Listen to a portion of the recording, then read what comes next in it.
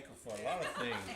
I'm thankful for Maybe it'll still be Charisse. there later. I'm thankful for all the I was gonna family. get him that, though. I I'm talked thankful about for it. I know it's everybody for around that this is living. And some of the dead ones too. Other than that, and headstones, and other than that, happy Thanksgiving. That's it. I can't say anymore. Okay. The end. Say hello, Papa. Hello, Papa.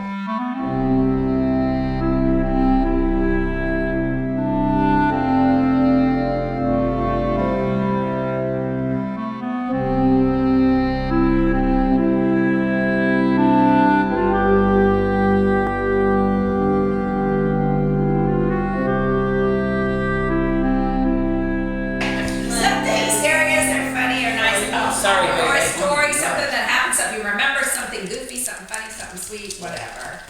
Okay, who's gonna start? We'll start with Adrian. I remember the hot tub and how we would all go, and Ashley and I would play mermaids and stuff, and we were not able to get our hair in the water.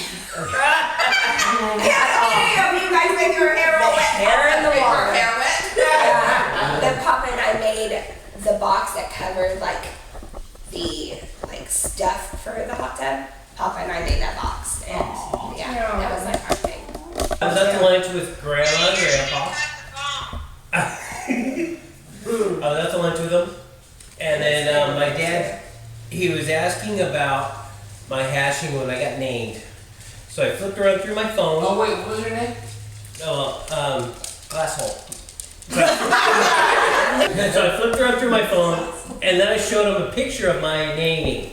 And he starts cracking up. He thought it was so funny, and then he shows it to Grandma. And what it was a picture of me drinking out of a bedpan. Well, let's see. When we had to drive, we didn't have it as easy as all you kids that had automatic steering. No, we had to learn to drive in a big fat Ford truck. F-150. F-150. Or 250. Had no power steering. It had nothing. I love that truck. I hated that truck. So that's the person says, go make a 3-point turn. And so you go to the top of the thing, you don't make a 3-point turn, it turns into a 6-point turn. And then we go on down. Well, then Dad thought he'd be smart and teach me how to drive a stick. So he hops in the passenger seat and everything's okay until I got ready to park right in front of the house, and he wanted me to parallel park. And I was like, I can't do it. And he goes, yes, you can, just do it. And I said, no, and I got so mad. I walked on out of there, slammed the door. And Dad was like, where are you going? And I'm like, I'm not doing this. And I walked out and left him sitting in the Pinto all by himself. I remember that. But he was so patient, and we were so rotten. Especially Ken. Yeah, when I had grown some nice little pot plants in my No, don't even tell her. I grew pot plants in my window, and they were nice and healthy little things. And then Grandpa goes and finds them. What does he do? He goes, throws them in the garbage. So after Dad wasn't looking, I went out there to go find them, and Tim had already picked them out, snapped them. But on a good note, I mean, Dad was always there when I played softball, and he was always the one that was there in the stands cheering you on and carrying on about how good you were and blah, blah, blah. So in that respect, I mean, he was 1,000,000% with all that kind of stuff, because he'd always be there. Dad and Mom were always there. We weren't always there as good kids, but We were great kids. well, I'm speaking for myself. You might have been mispressed, but Tim and I know what I'm talking about. But he was a great father. He'll be so missed. What I have probably isn't that funny. It's kind of tame, I guess, compared to but I know that Wayne decided the night before we would get married and all of his little friends got together and they got drunk and everybody talked about how green he looked at the altar. I'm trying to think. I have a lot of little stories. But okay, I'll say a couple little ones. First is when I was growing up as a kid, and I'm sure my siblings remember this too, that Papa would call us out the door by whistling to us like we were little dogs. All the neighbor kids said, there's your dad, there's your dad. Yeah, got it all. And we'd all been running to my dad and go and say, make sure we didn't get in trouble. And then, Oh, I remember when he used to and then, Grabbed you by the ear, right? you got our neighbor kids by the ear. Yeah, it was Norman. And Everybody was like, oh, there's your dad. everybody was afraid of our dad, because he was like the meat of the street. He would grab the neighbor's kids by the ears and pull them home when he got in trouble and stuff, so Papa was really a mean guy. I mean, literally by the ear. I just remember sitting at the table, and we would have to eat all of our food off of our plate. Oh my God! I would have a piece of meat, and I swear, that tastes the most gross thing. As I chewed it, tried to swallow, and I couldn't. And finally, I would get up and say, I gotta go to the bathroom, and I'd spit it in the toilet. It got to be so, and then we all learned how to stick our beans and our stuff under our plates and kind of mash them. Because I would put them back in the pot when Papa wasn't looking, because he would make us sit there and eat every bit. Wouldn't be there, they would be And we gone. had to say yes sir and no sir and all that. But I will say, when I got very sick with my kidney stones, I remember Papa going with me, and he went with me to the hospital, and he sat with me while I was in so much pain, and he sat and tried to help me get the nurse to listen to me more. And then I also remember we went to Missouri, and I accidentally knocked over all the shot glasses and broke them. And the girl there acted like I broke $1 million worth of things, and it was probably $5 worth. And the girl, I was carrying little stuffed animals for my girls, and the girl acted like I had to pay for all those shot. She came out all with her little prissy body and says, "You have to pay for all these shot glasses." Well, my dad went up there and said, "Give me those things you have." And so I brought the stuffed animals. He set them on the counter and said, "Well, there, now you," and I set my $5 up there, which he said I shouldn't have did. And my dad said, "Well, there, see, you would have made a lot more money than that." And he walked out with me. He was sticking up for me. But I love my dad. He's just been there for me, and and I do think Carolyn was his favorite kid as a child. But I think I grew on him in the end. I think I did. I think he really loved me, and I know he did. But yes, Carolyn, you were the favorite because you were like the sporty girl, and I wasn't. Anyway, I love my papa. I remember staying with Grandma and Grandpa all the time in Missouri. I would stay for weeks or a couple weeks, and I remember I would sleep in their bedroom or in the hotel room, and he would just be snoring so loud. And I would always bring it up to him the next day how loud he would snore and how it scared me all night, and he would just blame it on Grandma. Saying that it was Grandma snoring. Dang you, Grandma.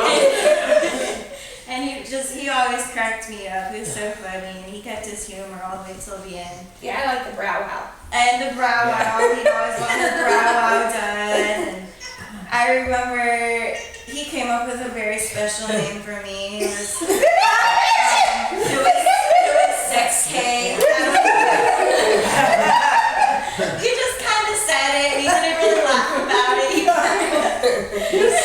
We were all like, what do you mean sex K? And he just kind of sat there. Not even like explaining it or anything, just like. We tried saying it was something to do back in the 50s or something. And I remember one time I went to the store, the grocery store, and there was an old man sitting in his car, and he was just staring at me. And I remember looking and kind of looking away real quick, walking to my car. I think it was a weirdo. Thinking it was a weirdo, and I went home that day telling my mom, there was this old man staring at me, like, he didn't say anything to me, he was just staring at me. And then the next day, Papa brought that up, and it turned out it was my grandpa staring at me. When I was in middle school, my mom and him would bring me to school early in the mornings in the car line. And the first day my mom dropped me off with him, he would roll down his window and whistle at me and be like, "Bye, Judy!" in front of everybody. I was so embarrassed. And like, he did it like 2 days in a row, I think. And the third day I kept begging my mom, "Please just lock the door. Like, don't let him roll down the window, please." And it was just so embarrassing. But I look back on that and That I'm was so bad. happy. That's embarrassing to no end. I loved him. Oh, that's awesome. He was great. He was so great. It was so funny. Someone kept this dog. Oh yeah, Morgan tried helicopter. And me and Papa was so excited and quiet. So we went outside for that and cast it. So when that birthday, I got another helicopter. We both kept that one. So mine is a typical drinking story. It's actually good. A lot of people know this. So I wasn't working at the time when I first came here, and I was sitting on the porch drinking by myself. My grandpa wanted to join me. So like, okay, that's fine. So we decided to have just 2 beers apiece, waiting for my dad to come home from work. And 2 beers turned to 4 beers. 4 beers turned to 6 beers. We actually had a full beer period. It was amazing. It was fantastic. He bragged on that thing. Well, we both bragged on it. It was great. We made a beer pyramid, but we always saved. Well, we actually wouldn't always save. We just saved 2 beers for my dad. Made sure he had some alcohol. Other than that, it was all gone. We got tired of leaving. We were just too drunk. Okay, well, we're done. So, They were like a couple of kids when I came home. We don't know what happened to all your beer. First story was actually, I brought my skateboard out to Missouri, and Papa and Ashley were up there on the porch saying, "Hey, go down the hill." I'm like, "Oh yeah, that sounds like a good idea." So I started going down the hill, I started falling down, I hit a rock pile, and I went head first right into it, scraped up all my side and everything. Yeah, I got up, I'm like, "Oh, I'm okay." Ashley and Papa are just sitting there laughing so loud. Then Grandma comes out and yells at them for me. And I said, "Thank you, Grandma." Yeah, Papa influenced me to do a lot, but I embarrassed him. Another time we were driving, this is probably his favorite story because he always brought it up. We were driving through the town of Lebanon, Missouri, and we pulled up to a stoplight. There was a bunch of girls in the car next to us. We're like, "Hey, I'm gonna get these girls' numbers, alright, Papa?" He's like, "Okay." So I rolled down and I started yelling at them, but they didn't want to hear me. And I'm pretty sure that was his favorite story about me. Hello. We did a lot together. But I can remember one time we went quail hunting, or he took me quail hunting. I don't know if you remember that or not. But he got me up early in the morning. We went, and we had to go to the next day, so he had to get me up early in the morning. The thing about it was I had to sleep with him in the bed. And talk about the snoring. I know what you're going through. Because I was up all night, and it was either him or the guy next to us that in the next room was snoring too. And I didn't get a wink the whole night. The next day I was tired. I was probably tired because of all the hunting. I'd never been hunting before, and I didn't have the heart to tell him that I was up all night. That's I remember about your dad. So, but I love him. I love him very much. So. Okay, Robbie's you guys probably all know, but he wanted me to say it because it was the one that he has. Because it was a time we all went canoeing, and for some reason, Robbie and Papa always kind of rubbed each other wrong. I think because they were a lot alike, in my opinion. They both talked a whole lot and all the times, and they always kind of talked about how wonderful they both were, or whatever. So I remember That would be Ashley and Robbie. So we were heading up to this canoeing thing, and Bob and I kept saying, "I hope they don't put Robbie and Papa together." We kept saying that all the way up. Well, sure enough, when we get there, they do it by weight. By So sure enough, size, they so by I was size and closest weight. here. So what do? They put Papa and Robbie in a canoe. And so the whole way down the river, they would turn their canoe. First they were going to one angle, and it was like, all of a sudden, Robbie says, "I want to go this way." Papa says, "No, I want to go this way." So they're both fighting each other. They can do it like this. They're both fighting. All we could hear is them arguing the whole way down. No matter what, everybody they each want to go the opposite way. They would say something was wrong. You know, they get stuck, whatever. So in the very end, Papa was sitting in the canoe. We all jump out, and we tell Robbie, well, go ahead and pull the canoe. I think my dad said it. Pull the canoe up, Robbie. Got to get out of the water. So Robbie pulls it real hard, and poor Papa falls backwards into the water. It was so funny because we all just couldn't help but laughing. And Papa was like, "Oh my gosh!" So it was like I got mad at Robbie, and Robbie threw the and they boat got down. they did, and it was That's funny. funny. And then Papa, of course, says the other story he'll say about Robbie over and over is that whenever he would take Robbie out to eat, Robbie, for some reason, always has to order the most expensive thing on the menu, that's no right. matter where you go. So they went to get ice cream. One year Robbie was there, and I guess he brought Robbie golfing, and they said to Robbie, "Want to go get ice cream?" And I think your Papa thought, you know, like a little single scoop ice cream, whatever. So I guess he tells Robbie, well, what do you want? Robbie orders the banana split with all the toppings. Make sure his Papa was going to spend everything he got. But anyway, those were just a couple of funny things that Robbie wanted me to share. I agree with that. That's good. Papa's saying a comment about Robbie and Anthony. Like, I took those boys to Fuddruckers, and both of them had to order the most expensive thing. Probably. Yeah, they did that. They did that. They still do that to this day. Oh, yeah, it's of kinda- course. Yeah. But there's.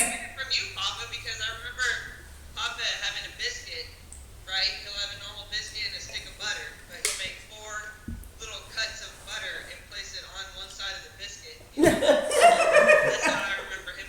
So what's your story, Ash? You got a story? I can't think of anything.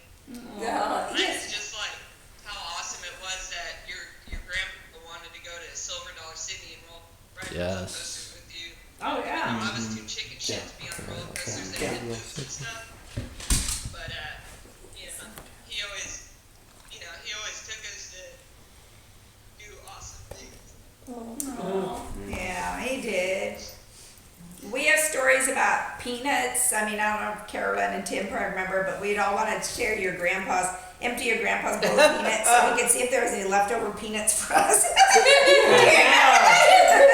Oh God, yes. Let's empty it. And then the popcorn was another one. Because it was like we'd have to ask my dad for popcorn. For permission to have popcorn. The time we were at Lambert's and they came out with a tray of fresh rolls to throw at you, and he put his hand up and missed it, and the roll hit Grandma.